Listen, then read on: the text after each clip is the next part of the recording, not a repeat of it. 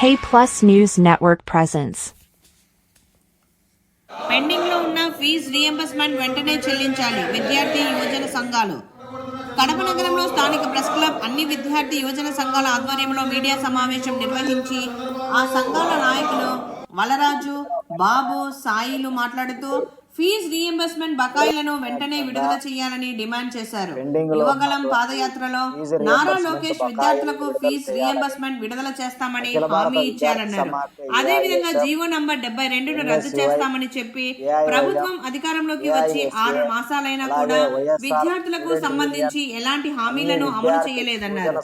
రాష్ట్రంలో 9 లక్షల మంది విద్యార్థుల సర్టిఫికెట్లు యాజమాన్యాల దగ్గర బకాయిలు చెల్లించని కారణంగా ఉన్నాయని, విద్యార్థులకు సర్టిఫికెట్లు లేని కారణంగా ఉపాధి లేక ఉద్యోగాలు పొందలేక ఆత్మహత్యలకు పాల్పడుతున్నారన్నారు. రేపు జరగబోయే అఖిల భారత విద్యార్థి యువజన సంఘాల ఆధ్వర్యంలో విజయవాడలో దీక్షలో పాల్గొనాలని పిలుపునిచ్చారు.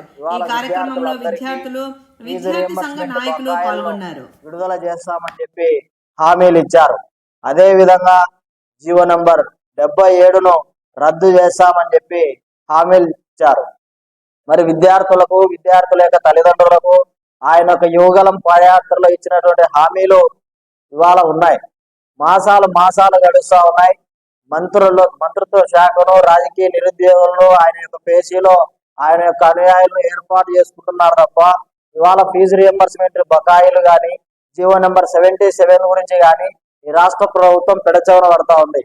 మరి ఎంబీఏలు, ఎంసీఏలు, ఎంఫార్మసీలు, డిగ్రీలు అయిపు చేసుకొని ఈ రాష్ట్రంలో 9 లక్షల మంది విద్యార్థుల యొక్క సర్టిఫికేట్లు యాజమాన్యాల దగ్గర బకాయిలు చెల్లించని కారణంగా విద్యార్థుల యొక్క సర్టిఫికేట్లు ఉండడం వల్ల చిన్నదో పెద్దదో ఉద్యోగం వచ్చినా కూడా సర్టిఫికేట్లు లేని కారణంగా ఉద్యోగాలు పొందలేక, ఉపాధి లేక ఆత్మహత్యలు పాల్పడతా ఉన్నారు. మరి రాష్ట్ర ప్రభుత్వం 3,580 కోట్ల రూపాయల బకాయిలను ఎందుకు విడుదల చేయడం లేదని చెప్పి అఖిల భారత విద్యార్థి సమాఖ్య, అలాగే ఇవాళ విద్యార్థి యువజన సంఘాలుగా మేము డిమాండ్ చేస్తా ఉన్నాం. అందులో భాగంగానే ఇవాళ ఆయన యొక్క గత ప్రభుత్వంలో ఎప్పుడో పెండింగ్ లో ఉన్నటువంటి నీరు చెట్టు పథకం బకాయిలను విడుదల చేసినటువంటి ఈ ప్రభుత్వానికి విద్యార్థుల సమస్యలు ఎందుకు పట్టడం లేదని చెప్పి మేము డిమాండ్ చేస్తా ఉన్నాం. అదే విధంగా ఇవాళ 30వ తారీఖున దీక్ష పెడతా ఉన్నాం. ఈ దీక్షగా పెడతా ఉంటే మీరు ప్రభుత్వాన్ని అప్పుడే ప్రశ్నించడం మొదలు పెట్టారా అని చెప్పి కొంతమంది మాట్లాడుతా ఉన్నారు. మేము సూటిగా స్పష్టంగా ఒకటే చెప్తా ఉన్నాం, ఇవాళ విద్యార్థుల యొక్క సమస్యలు, ఆత్మహత్యలు ప్రభుత్వానికి సమయాన్ని బట్టి కనిపిస్తాయా అని చెప్పి మేము ప్రశ్నిస్తా ఉన్నాం.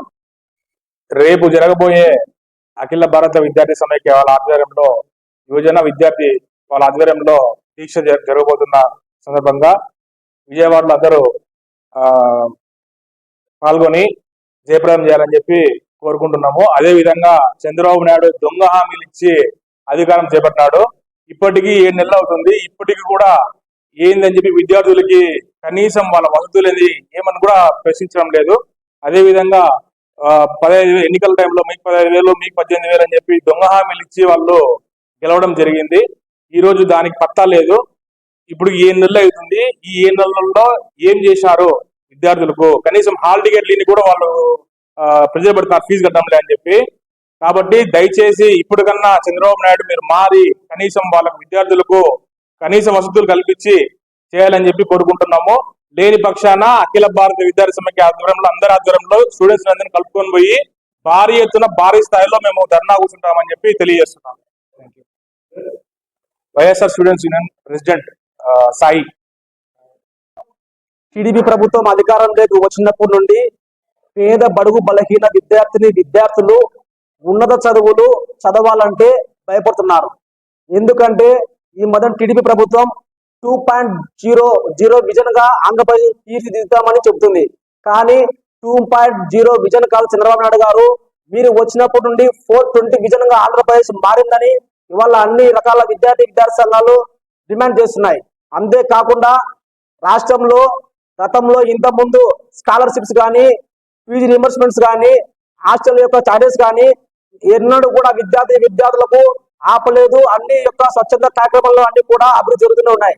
ఇవాళ పూర్తిగా మీ టీడీపీ ప్రభుత్వం అధికారంలోకి వచ్చినప్పటి నుండి పేద, బడుగు, బలైన విద్యార్థులు ఉన్నత విద్య చదవాలంటే భయపడుతున్నారు. దానికి కారణం మీరు మోసపూరితంగా అధికారంలోకి రావడం, పేద విద్యార్థులను, నిరుద్యోగులను, ప్రజలను అందరినీ కూడా మోసం చేసి 420గా మిగిలడం మీకు సిగ్గుగా లేదా అని ఇవాళ విద్యార్థి సంఘాలుగా మేము ప్రశ్నిస్తున్నాం. వెంటనే